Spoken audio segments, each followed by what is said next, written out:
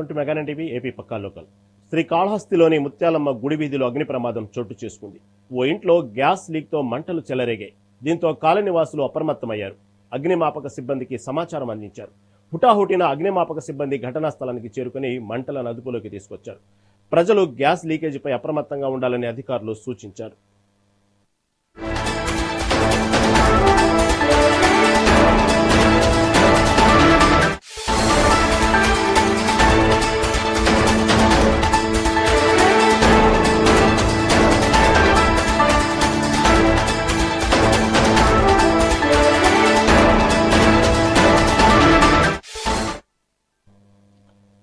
శ్రీకాళహస్తిలోని ముత్యాలమ్మ గుడి వీధిలో అగ్ని ప్రమాదం చోటు చేసుకుంది.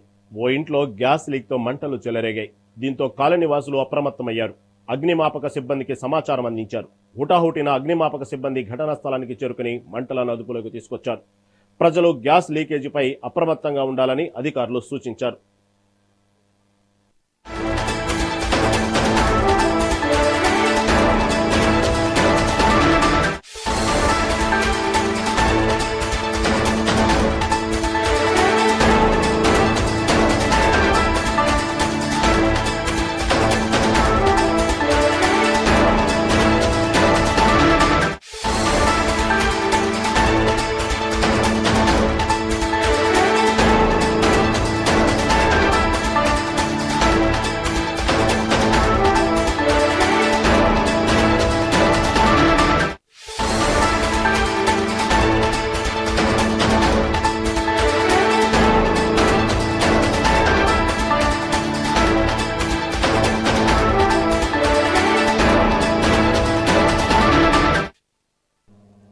శ్రీకాళహస్తిలోని ముత్యాలమ్మ గుడి వీధిలో అగ్ని ప్రమాదం చోటు చేసుకుంది. ఓ ఇంట్లో గ్యాస్ లీక్తో మంటలు చెలరేగాయి. దీని గురించి మరింత సమాచారం మా ప్రతినిధి రమణ అందిస్తారు.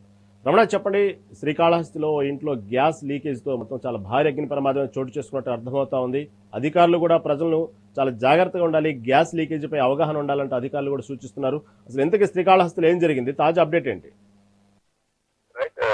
ఏదైతే శ్రీకాళహస్తి ముత్యాలమ్మ గుడి వీధిలో అగ్ని ప్రమాదం చోటు చేసుకుంది. ఏదైతే దయాకరు దివ్య నివసిస్తున్న నివాస గృహంలో ఒక్కసారిగా షార్ట్ సర్క్యూట్ కారణంగా ఆ ఇంటిలో మంటలు చెలరేగాయి. దీంతో పాటు గ్యాస్ కూడా లీక్ అవుతూ ఉండడంతో కూడా ఒక్కసారిగా ఆ ఇంటిలో మంటలు చెలరేగడాన్ని పక్కనే ఉన్న వారంతా కూడా గమనించడంతో వెంటనే అగ్నిమాపక సిబ్బందికి సమాచారం అందించారు.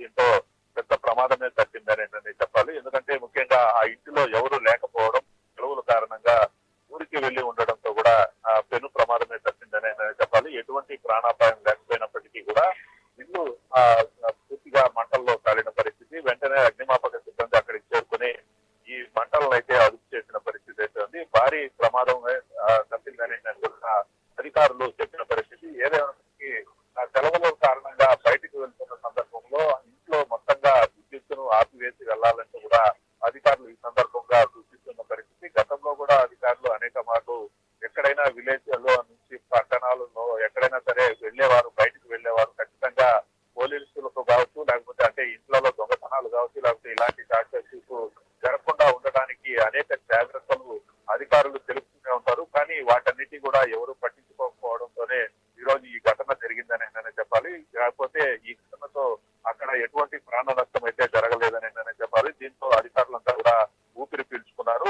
ఒక పక్క అగ్నిమాపక సిబ్బంది సమయానికి రావడంతోనే పెను ప్రమాదమే తప్పిందని కూడా అక్కడ ఉన్న స్థానికులు అయితే చెప్తున్న పరిస్థితి అయితే ఉంది. ఏదైనప్పటికీ ఒక్కసారిగా ఆ ముత్యాలమ్మ గుడి వీధిలో ఈ అగ్ని ప్రమాదం చోటు చేసుకోవడం ఆ ప్రాంతంలో కింద కలకలం జరిగింది. ఎందుకంటే సిలిండర్ పేలి ఉంటే మరింత ప్రమాదం జరిగే పరిస్థితి ఉన్న నేపథ్యంలో కూడా అధికారులు ఏదైతే అగ్నిమాపక సిబ్బంది చాకచక్యంగా మంటలను అదుపు చేసి అక్కడ ఎటువంటి ప్రాణ నష్టం లేకుండా కూడా చూసిన పరిస్థితి ఉందని చెప్పాలి. మొత్తం మీద ఈ ఘటనతో ఆ ప్రాంతం అంతా ఒక్కసారిగా భయానక వాతావరణం అయితే నెలకొందని చెప్పాలి. Right Ramana, right. Thank you for update.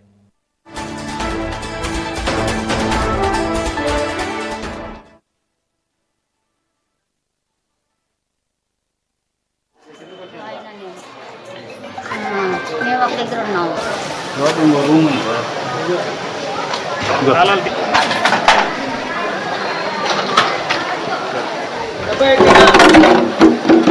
చిన్నదైతే ఆడే ఫైర్ గీజర్ ఫైర్ అయ్యేసి గీజర్ ఫైర్ గ్యాస్ లీక్ ఇట్టే పెడదాం సార్ లోపల కిందికి దించే హలో మండుకొని ఆగిపోయింది ఇంకా సార్ కమ్మి కావాలా నీళ్ళు వస్తా ఉందా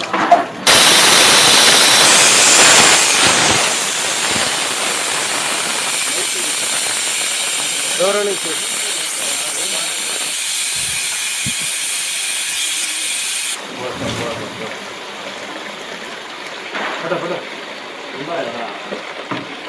ట్యాప్లు ఉన్నాయి చెప్తున్నారు లోపల బయట ఈ బాక్స్ వరకు. నెల్లూరు జిల్లా పోలినాయుడు చెరువు గ్రామంలో ఎమ్మెల్యే వేమిరెడ్డి ప్రశాంతిరెడ్డి పర్యటించారు. ఈ సందర్భంగా ఈతకెళ్లి మృతి చెందిన గిరిజన పిల్లల కుటుంబాలను పరామర్శించారు. ఒకే కుటుంబానికి చెందిన 2 విద్యార్థులు మృతి చెందడం ఆ కుటుంబానికి తీరని లోటని ఎమ్మెల్యే అన్నారు. బాధిత కుటుంబానికి అండగా ఉంటామని ఎమ్మెల్యే మాట ఇచ్చారు. మృతుల కుటుంబాలకు ఆర్థిక సాయం అందించారు.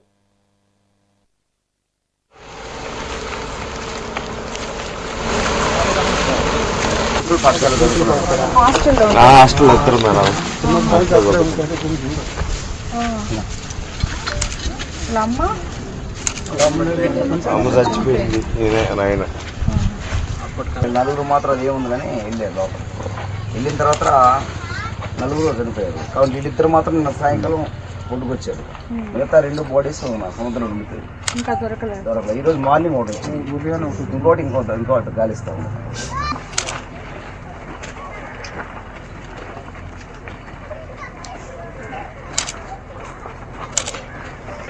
దండం పెట్టరా మేడంకి.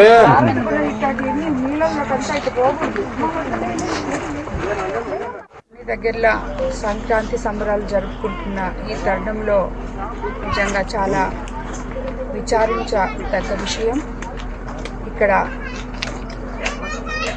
ఇసుకపాలెం దగ్గర ఉన్న గురుకుల పాఠశాలలో బుచ్చిరెడ్డిపాలెం మండలంలోని ఈ ఇసుకపాలెంలో ఉన్న పిల్లలు 2 నాగరాజు వాళ్ళ పాప బాబు ఇద్దరు అక్కడ అల్లూరి ఇసుకపల్లికి సెలవులకని వెళ్ళి వాళ్ళ అన్న దగ్గర సముద్రం దగ్గరికి వెళ్ళి నీళ్ళల్లో మునిగిపోవడం జరిగింది. ప్రమాదవశాత్తు అన్న చెల్లెలు నలుగురు వెళ్ళారు. ఒక 2 అల్లూరు మండలానికి సంబంధించిన వాళ్ళు, వీళ్ళిద్దరూ ఇక్కడ ఇసుకపాలెం పోల్నాడు చెరువు ఎస్టీ కాలనీకి సంబంధించిన పిల్లలు. సో అయినా కూడా వాళ్ళు గురుకుల పాఠశాలలో 9th క్లాసు 10th క్లాసు చదువుకుంటా బాగా చదువుకుంటున్న పిల్లలు. ఇద్దరు ఈరోజు అన్న చెల్లెలు ఇద్దరు చనిపోవడం చాలా విషాదకరం.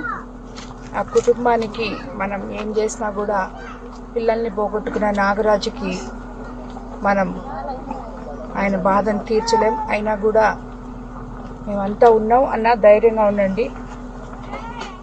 మీ దగ్గరలో నిన్నటి దినమున జరగనాయన సంఘటనటువంటి ఇసుకపల్లి గ్రామంలో వీళ్ళ బంధువుల నిమిత్తం ఫ్రెండ్స్ అందరూ కలిసి ఇసుకపాలెం బీచ్ దగ్గరికి వెళ్ళడం జరిగింది. ఆ వెళ్ళే క్రమంలో వీళ్ళు మొత్తం 6 మంది పోయారు. 6 మందిలో 4 ఆడ ఇబ్బంది జరగడం జరిగింది. తెలిసిన వెంటనే మా నియోజకవర్గ శాసనసభ్యురాలు శ్రీమతి వేమిరెడ్డి ప్రశాంత్ రెడ్డి గారి దృష్టి తీసుకెళ్ళాము. తెలిసిన వెంటనే మీరు ఎప్పుడైనా కానీ ఆ బాడీలన్నీ కూడా మీరు దగ్గరుండి వాటన్నిటిని హాస్పిటల్కి చేర్చి వాళ్ళకి ఏమైనా కావాల్సి ఉంటే మొత్తం అక్కడ ఉండి మీకు ఇంకేదైనా కావాల్సి ఉంటే కూడా మనం కూడా మన ఆఫీస్ నుంచి కూడా మీకు అందుబాటులో అందరూ ఉంటారు.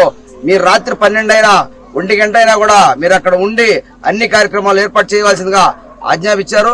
అలాగే కూడా అక్కడ ఉన్నటువంటి అధికారులందరూ కూడా ఎమ్మెల్యే గారు మాట్లాడడం జరిగింది. వాళ్ళందరూ కూడా ఈరోజు ఉదయం నుంచి కూడా అందరూ వాళ్ళ ఎవరెవరు కార్యక్రమాలు ఏదైతే ఉన్నాయో వాళ్ళందరూ కూడా చేసి సహకరించినందుకు అందరికీ కూడా మా యొక్క ధన్యవాదాలు తెలియజేస్తా ఉన్నాం. కేంద్ర రాష్ట్ర ప్రభుత్వాలపై సిపిఐ నేత నారాయణ ఆగ్రహం వ్యక్తం చేశారు. అంతర్జాతీయ రాజకీయాల్లో అమెరికా పెత్తనాన్ని ఆయన ప్రశ్నించారు. వెనిజులా అధ్యక్షుడి పట్ల ట్రంప్ వ్యవహరిస్తున్న తీరు ప్రధాని మోదీ ఖండించాలని డిమాండ్ చేశారు. మోదీ గద్దెపై ఉండటానికి చంద్రబాబు నితీష్ కుమార్లే కారణమన్నారు. ఆ బాధ్యతనైనా చంద్రబాబు స్పందించాలని అంటున్న సిపిఐ నేత నారాయణతో మా ఏపీ ఇన్పుటేటర్ నరేంద్ర ఫేస్ టు ఫేస్. దేశంగా తీర్చిదిద్దుతామంటూ కేంద్రం ముందుకు వెళ్తోంది. అయితే దానికి సంబంధించి సిపిఐ నారాయణ ఏ విధంగా చూస్తున్నారు ఏంటనేది కూడా ఆయన మాటలు తెలుసుకునేటువంటి ప్రయత్నం చేద్దాం. సార్ చెప్పండి, ముఖ్యంగా కేంద్రం వెళ్తున్నటువంటి తీరుని ఏ విధంగా చూస్తున్నారు? ఆయన 2006 మార్చి నాటికి నక్సలైట్ చంపేస్తా అని చెప్పాడు, కానీ ముందుస్తే మేము నక్సలైట్ చంపేశాం, మేము సమాధి కట్టేశామని చెప్తున్నాడు. అంటే ప్రీమెచ్యూర్ డెలివరీ, 9 ఏళ్ళకి కాన్పు కావాల్సి 6 నెలలకి కాన్పు సిద్ధపడుతున్నాడు. కానీ నేను చెప్పగలను ఒకటే, నక్సలైట్ మనుషులను మీరు చంపచ్చు, కానీ నక్సలిజం సిద్ధాంతం మీరు చంపడం మీ చేత కాదు. మీరు తల కింద పెట్టి కాళ్ళు పైకి లేపి తపస్సు చేస్తే సాధ్యం కాదు, ఎందుకంటే ఇది ఇంటర్నేషనల్ ఫిలాసాఫికల్ పొలిటికల్ ఇష్యూ కాబట్టి అది పోదు. ఇప్పుడు హిట్లర్ మొత్తం కమ్యూనిజం నాశనం ప్రయత్నించాడు, మన 17 దేశాలు కమ్యూనిజం వచ్చేసారు. అందువల్ల ఇది కేవలం నక్సలైట్ ఫ్రీ నక్సలైట్ అని చెప్పడం ఏంటి అర్థం, కార్పొరేట్ కంపెనీస్కి అటవీ సంపదను అప్పగిస్తానికి ఉపయోగపడే ఎత్తుగడలో భాగంగా ఆడ గిరిజనులను పంపించేయాల్సింది. గిరిజనులు పంపాలంటే నక్సలైట్ అడ్డం కాబట్టి నక్సలైట్ చంపడం ద్వారా, గిరిజనులు బయటికి పంపడం ద్వారా అటవీ హక్కులను మొత్తం మార్చేస్తున్నారు. ఇప్పుడు నిన్న 2003లో ముర్ము సంతకం పెట్టింది, అటవీ హక్కుల చట్టం సవరించి పారేసింది. సాధ్యం కాదు, చేయకూడదు, షెడ్యూల్స్ మార్చేశారు. అంటే ఏంది, 2 రోజుల క్రితం వచ్చింది అడవి మొత్తం రోడ్లు వేయడం, చెట్లు నాటడానికి కార్పొరేట్ కంపెనీస్కి ఇస్తామని. అంటే కార్పొరేట్ కంపెనీస్ ఏం చేస్తారంటే మొత్తం రోడ్లు, వైరింగ్లు, రెస్టారెంట్స్ పెట్టుకొని స్థావరాలు ఏర్పాటు చేసుకొని ఆ భూగర్భ సంపద నాకు తీసుకోవడానికి ఉపయోగపడేటువంటి ఏర్పాట్లు. అందువల్ల ఇది నక్సలైట్ చంపడం నక్సలైట్లు కాదు, నక్సలైట్ పేరుతోటి సంపన్న వర్గాలకి భూగర్భ సంపద, అడవి సంపద అప్పగించడానికి చేసిన కుట్ర ఇంకోటి కాదు. అది చేసేంత కాలం నక్సలైట్ మీరు సమాధి అంటున్నారు, సమాధి నుంచి పుట్టుకొస్తారు విప్లవకారులు, మర్చిపోబాగండి. ముఖ్యంగా ఏదైతే సముద్రంలోకి వెళ్ళేటువంటి మిగులు జలాలను వాడుకుంటున్నాం అని చెప్పి ఆంధ్రప్రదేశ్ ప్రభుత్వం చెప్తుంది, దాన్ని ఏ విధంగా చూస్తున్నారు? ఇప్పుడు చూడడానికి బాగా ఇంపుగానే ఉంది, మిగులు జలాలే కదా, సముద్రానికి పోతున్నాయి కదా, ఊరికే పోయేది ఎందుకు అని మేం చెప్పేది కాదు, చంద్రబాబు చెప్పడం అంటే దానికి వాల్యూ ఉంటుంది. ఎందుకంటే ఎక్స్పీరియన్స్ పాలిటికల్ లీడర్, సెంట్రల్ లెవెల్లో కూడా ఇన్ఫ్లుయెన్స్ ఉన్నవాడు, అది నదీ జలాల మీద సఫిషియెంట్ అనుభవం ఉన్నవాడు. ఇక ఉమ్మడి రాష్ట్రంలోనే నదీ జలాల మీద చాలా సమస్యలు జరిగినాయి. మనతో పాటు మహారాష్ట్ర తగ్గు వచ్చింది, ఆ మహారాష్ట్ర బార్డర్ ఈయన కూడా దెబ్బలు తిరిగిచ్చాడు. కాబట్టి నీళ్ల సమస్య చాలా సున్నితమైంది, దాన్ని ఎంటబడితే గెలకుండా మంచిది కాదు. ఈయన ఒకసారిగా 80,000 కోట్లు మనకి చర్ల అని చెప్తే దాని తెలంగాణలో భయపడ్డారు, ఈ నీళ్ళు మొత్తం తీసుకుంటారని. అంటే మిగులు జలాలు కానీ ఈయన అంటున్నాడు, నిన్న కూడా అంటున్నాడు మిగులు జలాలని. మిగులు జలాలని మీరు కట్టేసుకుంటే రేపు వాళ్ళు కట్టుకోవాలి. ఇంకా మనం ఎక్కువ ప్రాజెక్టులు కట్టుకున్నాం, తెలంగాణలో ఎక్కువ ప్రాజెక్ట్ కట్టలేదు. పోరాటం కూడా తెలంగాణకు ఉపయోగపడేది కాదు కదా, మరి వాళ్ళు మేము కట్టుకోవాలని ప్లాన్ చేసుకుంటున్నాము. మీరు బయట కట్టేసుకుంటే ఈ నీళ్ళతో మేము వాడుకోవాలి, మాకు రైట్ ఉంది, ఎంజాయ్మెంట్ రైట్ ఉంది కాబట్టి మీరు కట్టకపోవడానికి మామూలు పెడతారు. అందరూ ఇప్పుడే పంచుకుందాం, మేము ఎక్కడ కడతామో ప్రతిపాదిస్తాం, ఆ ప్రతిపాదనకు మాకు నీళ్ళంత కావాలి రాడుకోండి. ఇప్పుడు దాదాపుగా 2,000 టీఎంసీల నుంచి 4,000-5,000 టీఎంసీల దాకా సముద్ర పాలు అవుతాయి ప్రతి సంవత్సరం, తెలుసు నాకు కూడా. కానీ సుమారుగా యావరేజ్న 1000 టీఎంసీలు 500 టీఎంసీలు లెక్కేసుకొని వాళ్ళకి కావాల్సిన వాళ్ళకు, వీళ్ళకి కావాల్సిన వాళ్ళకి పంపిణీ చేసుకొని ఒక అగ్రిమెంట్ చేసుకుంటే అప్పుడు అవుతాయని. ఇట్లా అగ్రిమెంట్ లేకుండా చేస్తే మాత్రం రెచ్చగొడతారు. ఇక్కడ ప్రతిపక్షం ఉంది, అడుగు ప్రతిపక్షం ఉంది, ఏం చేసి రెచ్చగొడతారు. ఇప్పుడు మీరు పవర్ పాయింట్స్ ఇచ్చారు, మరుసటి రోజు టీఆర్ఎస్ వేశారు పైకి, మరి ఇంకొకటి చేయబోతారు, మరి జగన్మోహన్ రెడ్డి వేస్తాడు. అందులో ఎందుకు ఆ ఛాన్స్ ఇస్తారు? ఇద్దరు ముఖ్యమంత్రులు కూర్చొని ఒక దీనిలో మాట్లాడుకొని ఒక పరిష్కారం చేసుకొని నిలబడండి, మేము కూడా మేము నిలబడతాం. అంతేగాని ఏకపక్షంగా చీప్ టాక్టిక్స్ కోసం పవర్ పాయింట్స్ స్టేట్మెంట్స్ తీసుకుంటే మంచిది కాదు. స్టేట్మెంట్లు ఇవ్వబాకండి, లీకేజ్ వద్దు, ఇద్దరు కలిసి 4 గంటల మీద చర్చించుకోండి, పరిష్కారం బయట రండి, మేము కూడా సపోర్ట్ చేస్తాం. సార్, అమరావతికి 2వ విడత ల్యాండ్ పూలింగ్ని మీరు ఏ విధంగా చూస్తున్నారు? ఫస్ట్లోనే 30,000 ఎకరాలు అక్కడ అవసరం లేదా, ఒక 5-6 వేలు సాధించి చెప్పిన వాడినే సార్ తీసుకున్నారు, అయిపోయింది, డబ్బులు ఖర్చు చేసుకుంటా ఉన్నారు. ఇప్పుడు ఈ సమస్య పరిష్కారం కాల, 10 ఏళ్ళు కాల, ఇచ్చిన రైతు వ్యవసాయం చేసుకోలేక, పాడి పశువులు పెంచుకోలేక ఇబ్బంది పడుతున్నారు. వాళ్ళ కమిట్మెంట్ పరిష్కారం కాల. ముందు ఇది పరిష్కారం చేయండి. ఇది పరిష్కారం కాకుండా మళ్ళీ ఆ పక్క పోవాలంటే ఎట్ట కుదురుతుంది? మొదటి బిడ్డ నీకు పుట్ల, 2వ బిడ్డ కోసం ప్రయత్నిస్తే ఎట్లా? ఇది ముందు అమరావతి 30,000 ఎకరాల పరిష్కారం చేయండి, వాళ్ళకి ప్లాట్లు సరిగ్గా వేయండి, వాళ్ళు కట్టుకొని ఏర్పాటు చేయించండి, పర్మిషన్ ఇవ్వండి, రోడ్లు సరిగ్గా వేయండి, స్కూల్స్ బాగా పెట్టుకోండి, పిల్లలు చదువు స్కూల్కి పోయి రోడ్లు బాగా చేయండి, ఆ ఇంటర్నేషనల్ క్రికెట్ స్టేడియం బాగా చేసుకోండి. ఇవన్నీ చేయకుండా ఆదరాబాద్గా కోటికి గెలికేసి విశాఖపట్నంలో కాలు, అమెరికాలో కాలు తిరుగుతూ ఉంటే ఎందుకు ఒప్పుకుంటారు? చివరికి ఒక అతను చనిపోయాడు. సరే పుట్టుడు గిట్టుడు కానీ ఎవరైనా చనిపోతారు, హార్ట్ అటాక్ అని రావచ్చు. కానీ ఆయన సమస్యను వివరిస్తూ చనిపోవడం అంటే అర్థం ఏంటి? అట్లాంటి ఎంతమంది ఇంకా అంటే ఫస్ట్ అమరావతి ప్రజానీకం నీకు ఒక కానుక ఇచ్చారు, గవర్నమెంట్ మీకు ఇచ్చారు. రాత్రి మౌళ్ళు ఆడవాళ్ళు పండగ బొబ్బలు లేకుండా వీధులు నిలబడినారు. కంట్లో నీళ్లు కాదు వచ్చినాయి, రక్తం వచ్చిన వాళ్ళకి నేను చూశాను. కాబట్టి ఈ కళ్ళకంట కన్నీరు ఉరికపోదు. ఏ ఒక్క కుటుంబం కూడా అమరావతిలో ప్రజలు నాకు ఇబ్బందిని చెప్పకూడదు, అలా పరిష్కారం చేయాల్సిన బాధ్యత చంద్రబాబు నాయుడు. ఎందుకంటే వాళ్ళు లైఫ్ ఇచ్చారు కాబట్టి. లైఫ్ ఇచ్చిన మీరు పరిష్కారం చేసుకోకుండా ఇంకెవరో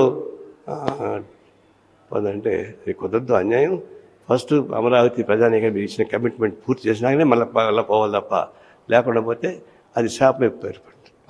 ఇది మొత్తంగా చూసుకున్నట్టు ఏదైతే నవ్యాంధ్ర రాజధాని అమరావతికి సంబంధించి 2వ విడత ల్యాండ్ పూలింగ్ పై నారాయణ అభిప్రాయం. పశ్చిమ గోదావరి జిల్లాలో చోరీ జరిగింది. పాలకుల నుంచి ఏలూరు వెళ్లే ఆర్టీసీ ఎక్స్ప్రెస్ బస్సులో 2 మహిళల వద్ద నుంచి సుమారు 16 కాసుల బంగారం దొంగిలించారు. సంక్రాంతికి వచ్చి తిరుగు ప్రయాణంలో ఈ ఘటన జరిగినట్లు బాధితులు తెలిపారు. ఈ నేపథ్యంలో బస్సును పాలకొల్లు టౌన్ స్టేషన్ కు తరలించారు. పోలీసులు తనిఖీ చేసి దర్యాప్తు చేపట్టారు. సీసీ కెమెరాల ఆధారంగా పోలీసులు దర్యాప్తు చేపట్టారు. మాది ఏలూరు అండి.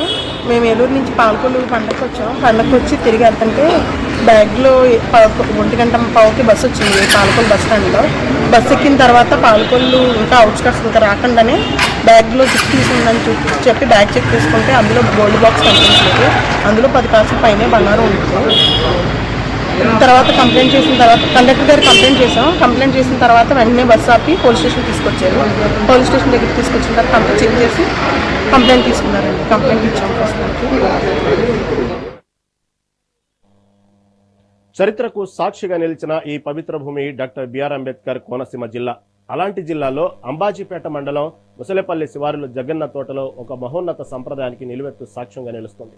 సుమారు 400 సంవత్సరాల క్రితం జగ్గన్న మహారాజు ఆధ్వర్యంలో ప్రారంభమైన ఈ ప్రబల ఉత్సవం కాలాన్ని దాటి తరాలను దాటి ఈనాటికి కూడా అదే వైభవంతో కొనసాగుతుంది. ఇది కేవలం దర్శనం కాదు, గ్రామాల మధ్య ఐక్యతకు నిదర్శనం, మన సంస్కృతి గొప్పతనానికి సాక్ష్యం. అలాంటి ప్రబల ఉత్సవానికి ప్రభుత్వ గుర్తింపు లభించిన నేపథ్యంలో ఉత్సవ విశిష్టతపై మెగానెన్ టీవీ స్పెషల్ స్టోరీ.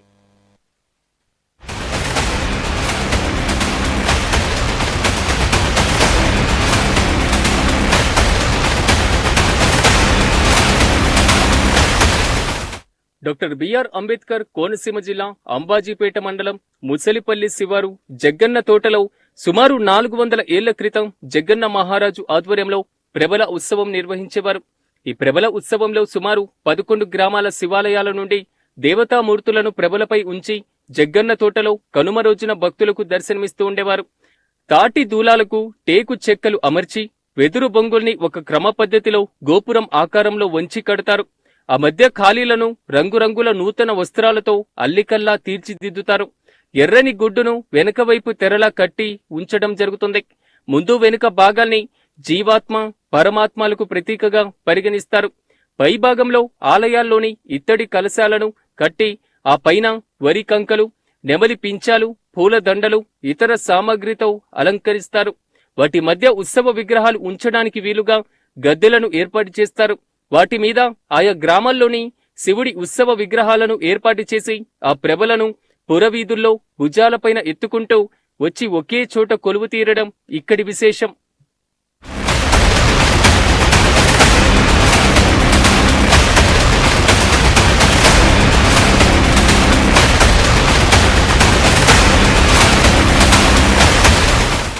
అయితే అక్కడ కొలువై ఉన్నటువంటి ఈ ఏకాదశి రుద్రులను తిలకించడానికి 11 గ్రామాల నుంచి ప్రజలు అధిక సంఖ్యలో వచ్చేవారు. పూర్వం ఇక్కడ స్వాములను దర్శించుకుంటే సర్వలోక ప్రాప్తి కలుగుతుందని, అలాగే వివాహం కాని వారు ఈ స్వాములను దర్శించుకుంటే పెళ్లి సంబంధాలు కుదురుతాయని భక్తులు నమ్ముతారు. ఈ జగన్న మహారాజు తోటలో జరిగేటువంటి ఈ ప్రబల ఉత్సవం తిలకించడానికి దేశ విదేశాల నుంచి భక్తులు తరలి వస్తున్నారు. అంతేకాకుండా భారత ప్రధానమంత్రి ఇక్కడ జరుగుతున్న ఈ ప్రబల ఉత్సవాలను ఉద్దేశించి ఒక లేఖ పంపడం జనవరి 26వ తేదీన ఢిల్లీలో జరిగేటువంటి రిపబ్లిక్ డే పెరియడ్స్ గ్రౌండ్ లో కూడా ఈ ఏకాదశ రుద్రుల శకటాన్ని ఏర్పాటు చేసి ప్రపంచ నలుమూలలా ఈ ఉత్సవ వైభవాన్ని తెలియచేయడం జరిగింది. అంతేకాకుండా ఇప్పటి కూటమి ప్రభుత్వం ఈ ప్రబల ఉత్సవాన్ని రాష్ట్ర పండుగగా పేర్కొనడం ఒక విశేషం. నా పేరు నాగబాబు, ఉప్పలూరు నుంచి వచ్చాం. ఈ తీర్థం చాలా ఉత్సాహంగా జరుగుతుంది. ఇది చూడాలని చుట్టుపక్కల గ్రామం ప్రజలందరూ ఉత్సాహంగా, చుట్టాలు, అల్లుళ్ళు, కొత్త అల్లు, పెళ్లి కూతురు, పెళ్లి కొడుకులు చాలా మంది ఉత్సాహంగా వచ్చి తోట తీర్థం చూసి, నలుపక్కల నుంచి ఎన్ని ప్రభలు వచ్చిన ప్రభలను చూసి దర్శించి, స్వామి దర్శనం చేసుకుని ఆనందించి తీర్థం చూసి సాయంకాలం ఇంటికి చేరుకుంటారు. ఈ వచ్చిన ప్రభలన్నీ ఉండి ఎవరి ప్రభావాలు తీసి సాయంకాలానికి మళ్ళీ వాళ్ళ ఊరికి తీసుకుపోతారు. ఇది ఈ ఉత్సాహం వచ్చిన వాళ్ళందరికీ చూసి జన సందోహంలో ఒకరికొకరికి ఉత్సాహం పెరిగిపోతుంది. వచ్చిన ప్రభావాలను చూడాలి. వచ్చిన ప్రభావాల్లో వచ్చి కొత్తగా ప్రభలు వస్తాయి. అయితే పురాణాల్లో ఏకాదశ రుద్రులకు ప్రతీకలైన వారు కోనసీమలోని ఇరుగు పొరుగు గ్రామాల్లో కొలువై ఉన్నారంటారు. అంబాజీపేట మండలం మొసలిపల్లి గ్రామ దైవం భోగేశ్వర స్వామి ఆహ్వానం మేరకు జగ్గన్న తోటలో వీరందరూ సంవత్సరానికి ఒకసారి సమావేశమై లోక కళ్యాణం కోసం చర్చలు సాగిస్తారట. అలాగే 11 మంది ఒకే చోట నిర్వహించేటువంటి సమావేశమై ప్రబల తీర్థం పరమార్థమని భావిస్తారు. మొసలిపల్లి, వ్యాఘ్రేశ్వరం, కే పెదపురి, ఇసురుమండ, వక్కలంక, నెదనూరు, ముక్కామల, పాలగుమ్మి, గంగలకుర్రు అగ్రహారం, 11 పుల్లేటికుర్రు గ్రామాలు వీరిలో మొదటి వారైనటువంటి వ్యాఘేశ్వర స్వామి ప్రభల తీర్థానికి అధ్యక్షత వహిస్తారంటారు. అందుకే ఆ ప్రభ వచ్చే వరకు భక్తులు మొక్కులు తీర్చుకోకుండా వేచి ఉంటారు. ఈ మధ్యనే రాష్ట్ర పండుగగా ప్రకటించబడిన జగ్గన్న తోట ప్రభల తీర్థం ఏకాదశి రుద్రీయం మాన్యశ్రీ చంద్రబాబు నాయుడు గారికి, ఉప ముఖ్యమంత్రి పవన్ కళ్యాణ్ గారికి, సనాతన ధర్మం ప్రపంచవ్యాప్తంగా ఏకీకృతం చేసిన గౌరవ ప్రధాని నరేంద్ర మోడీ గారికి ఏకాదశి రుద్రుడు తరపున మనస్ఫూర్తిగా ధన్యవాదాలు తెలియజేస్తూ, ఏకాదశి రుద్రులు కొలువైన ఈ స్థలం సుమారుగా 17వ శతాబ్దంలో పెద్దాపురం సంస్థానాధీశులు రాజా వత్సవై జగన్నాథరాజు గారు జగ్గప్ప పంతులు అనే ఆయనకి, ఒక ఋషికి ఇక్కడ ఈనాముగా ఇవ్వడం జరిగింది. ఆయన ఈ కౌశిక మహానది ఒడ్డున తపస్సు చేసుకుండగా ఈ ఏకాదశి రుద్రులు కల్లో కనపడి ఇక్కడ లోక కళ్యాణార్థం కొలువై ఉండాలి అని శాసించడం జరిగితే, పూర్వకాలం శివార్చకులు మాత్రమే బుట్టల్లో పెట్టుకుని ఇక్కడికి వచ్చేవారు. తర్వాత వెదురు బద్దలు, తాటి వాటితోటి ఈ ప్రభ వాహనం ఏర్పడి ఈ ఉత్సవమూర్తుల్ని 11 నుంచి ఈ ప్రభ మీద పెట్టుకుని శరభ అంటూ కౌశికలు, కాలువలు, ఊడుపు చేలు, తోటలు దాటుకుంటూ ఉదయం 8 గంటల నుంచి సాయంత్రం 6 గంటల వరకు ఇక్కడ ఏకాదశి రుద్రులు కొలువై ఉంటారు. దేశ విదేశాల నుంచి, ఈ 11 గ్రామాల నుంచి, చుట్టుపక్కల నుంచి ప్రజలు తండోపతండాలుగా వచ్చి స్వామివారిని దర్శించుకుని పునీతులు అవుతారు. ఏకాదశి రుద్రుల్లో మేము పాలగుమ్మి గ్రామస్తులుగా భాగమైనందుకు చాలా ఆనందం వ్యక్తం చేస్తున్నాం, మాధ్యమం ద్వారా కూడా. ప్రభలను మామూలుగా రహదారుల వెంట గాని, వాహనాల మీద గాని తీసుకొని వెళ్లరు. ఎంత దూరమైనా భక్తులు భుజాలపైన మోసుకుంటూ పంట చేల మధ్య నుంచి ఊరేగింపుగా వెళ్తారు. కొన్ని చోట్ల 6 అడుగుల నీటిలో నుంచి గోదావరి కాల్వల్లోకి దిగి ప్రభల్ని నేర్పుగా ఒడ్డుకు చేరుస్తారు. ఈ ప్రభల్ని పరమశివుడి వెంట ఉండేటువంటి వీరభక్తుడి ప్రతీకలుగా భావించి వీరభద్ర ప్రభలుగా పిలుస్తారు. పగలంతా పూజలు చేసి మొక్కుబడులు తీర్చుకుంటారు. రాత్రి సాంప్రదాయ నృత్యాలు, కళా ప్రదర్శనలు, సాంస్కృతిక కార్యక్రమాలను నిర్వహిస్తారు. కోనసీమలో జరిగేటువంటి ఈ ప్రభల తీర్థాన్ని తిలకించేందుకు, ఇందులో పాలు పంచుకోవడానికి ఇతర రాష్ట్రాల నుండే కాకుండా విదేశాల్లో నివసించేవారు కూడా రావడం జరుగుతుంది. ఇప్పుడు సంక్రాంతి అంటే సకల భాగభోగ్యాలు పండుగ. ఈ పండుగ బంధాలకు అనుబంధాలకు ముడి. అంటే అనుబంధాలు అంటే ఒక తల్లి కడుపున పిల్లలు 10 మంది ఉంటే 10 మంది ఖచ్చితంగా కలిసి తీరాలి. ఇక్కడ ఈ పండుగకి ఏకాదశి రుద్రులు అంటే 11 శివాలయాలు వస్తాయి ఇక్కడికి. ఆ 11 శివాలయ పేరు నమస్తే అస్తు భగవాన్ విశ్వేశ్వరాయ, మహాదేవాయ, త్రయంబకాయ, త్రిపురాంతకాయ, త్రికాగ్నికాలాయ, కాలాగ్రదయ, నీలకంఠాయ, మృత్యుంజయ, సర్వేశ్వరాయ, సదాశివయ, శ్రీమాన్ మహాదేవాయ నమో నమః. ఈ 11 శివాలయాలు వస్తాయి. ఈ శివరూపం, ఈ ఆకారం, ఇది ప్రభ ఆకారం. ప్రభ అంటే జ్ఞానాన్ని కలగజేస్తుంది. మనలోని అహాన్ని చంపాలి. మానవుడు ఎప్పుడైనా సరే అహాన్ని చంపాడు అనుకోండి, ఖచ్చితంగా జ్ఞానం బయటకు. అందుచేత ఈ రుద్రుడి యొక్క గొప్పది. ఇక్కడ ఈ పండుగ వెళ్ళడానికి కారణం ఏంటంటే, పూర్వకాలంలో మా నాన్న తరాలు, మా చిన్న తరంలో ప్రభలు ఇది చిన్న ప్రభ, నా చిన్న తరంలో ఇప్పుడు ఇది పెద్ద ప్రభ. అంటే అప్పటికిప్పుడు ఈ తేడా ఏంటంటే టెక్నాలజీ బాగా డెవలప్ అయిందన్నమాట, వైర్లు వచ్చేసాయి అంచేతండి. అప్పుడు ప్రభలు ఈ మూలలో భగవాన్ విశ్వేశ్వరాయ ఆయన ఎవరంటే ఈ వ్యాగ్రేసులు వచ్చేసరికి ప్రభలన్నీ ఆటోమేటిక్గా ఊగిపోయేవి.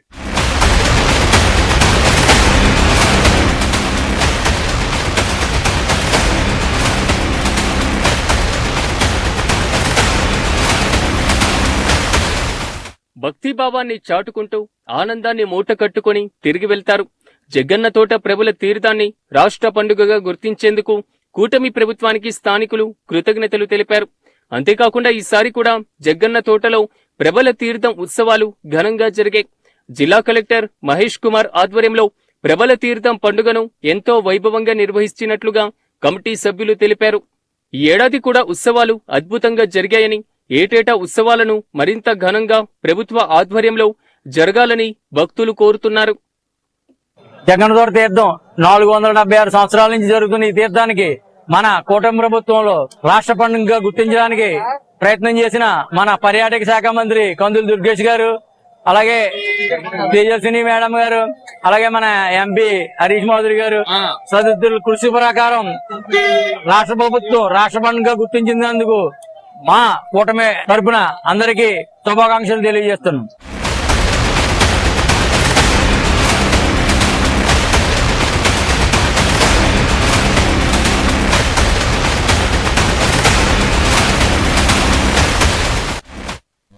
ఇవి ఇప్పుడు పక్కా లోకల్ అప్డేట్స్ చూస్తుండండి మెగా నెట్.